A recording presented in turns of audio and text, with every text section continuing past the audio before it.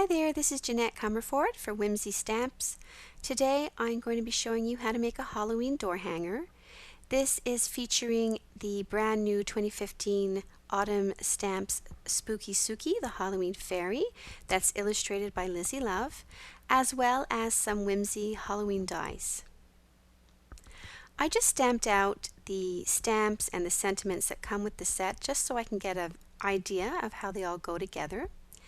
Now I cut a piece of watercolor paper and a piece of cardboard to measure 3.5 by 8, and then I'm just taking some post-it tape and securing them together.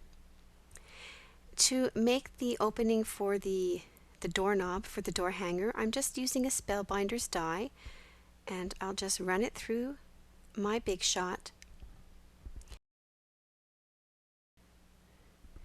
The die didn't end up cutting all the way through the cardboard, so I just removed the watercolor paper, and I'll be able to reposition that die right into the indent on my cardboard and run it through the Big Shot again so that it cuts all the way.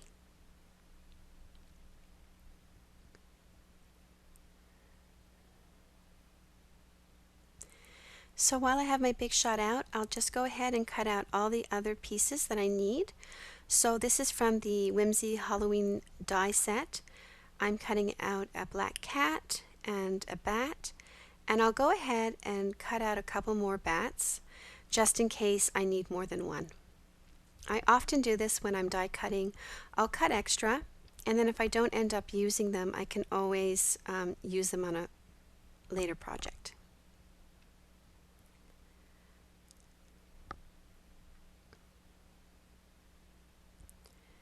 I'm also using a piece of silver metallic paper and cutting out this cobweb that is part of the Halloween die set. And I'm just using my little tool here to poke it out.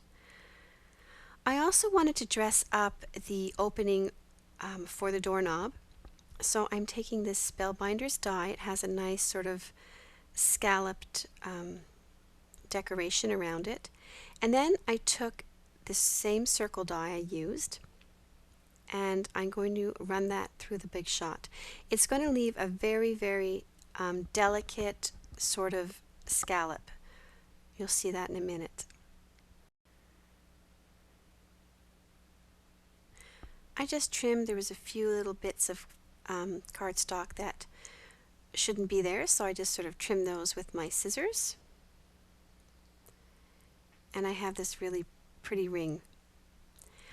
I am just rounding the corners on both the watercolor paper and the cardboard.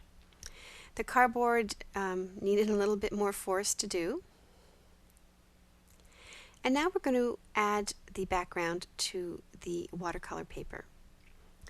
This is Seedless Preserves that I'm using, and I'm going to go almost all the way up using this.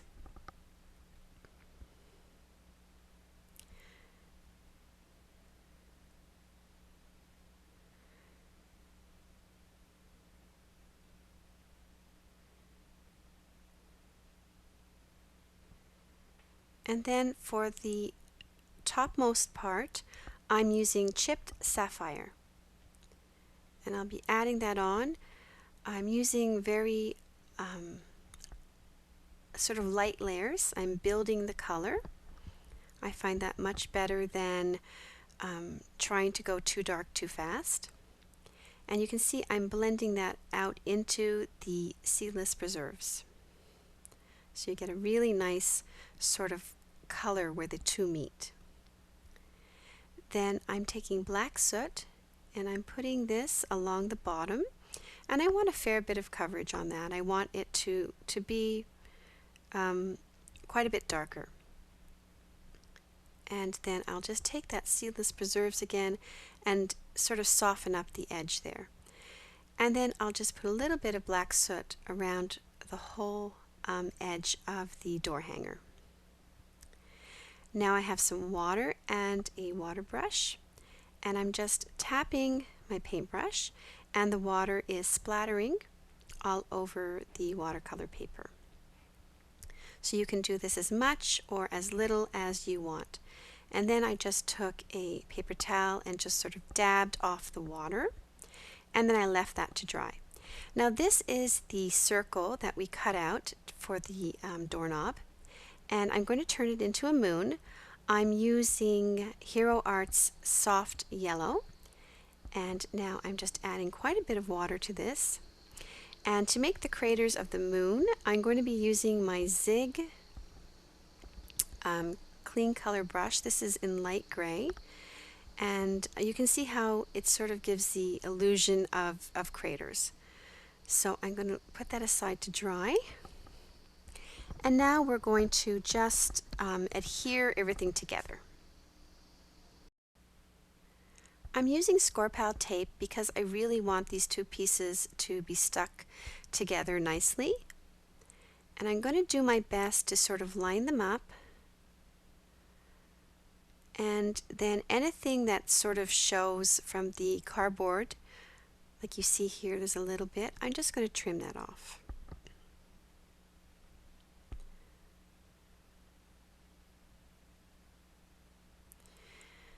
So I want to sort of add another background just to sort of ground my little fairy here. So I thought it'd be kind of cool to have a whole bunch of cobwebs. So I'm just using Versamark and the cobweb stamp that comes with the set. And now I will add my embossing powder.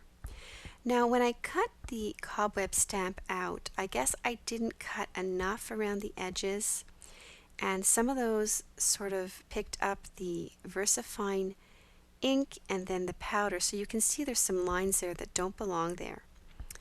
So what I did was I took a chisel paintbrush, has a really sort of a sharp edge, I would say, and I was able to just go in and sort of clean all that powder off that I didn't want there, and it worked really well.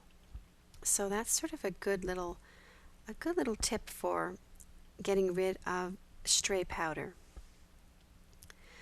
So once that's all sort of taken care of, I will just use my heat gun to emboss it. So now we're just sort of lining up everything where I want it. I decided I wanted another cobweb there, so I just quickly did the same thing with my Versamark and my powder.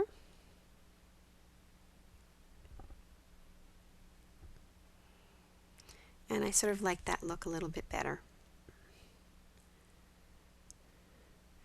I'm going to be using a combination of glues for this.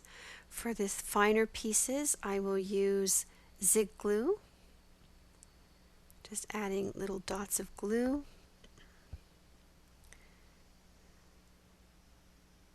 Press it down.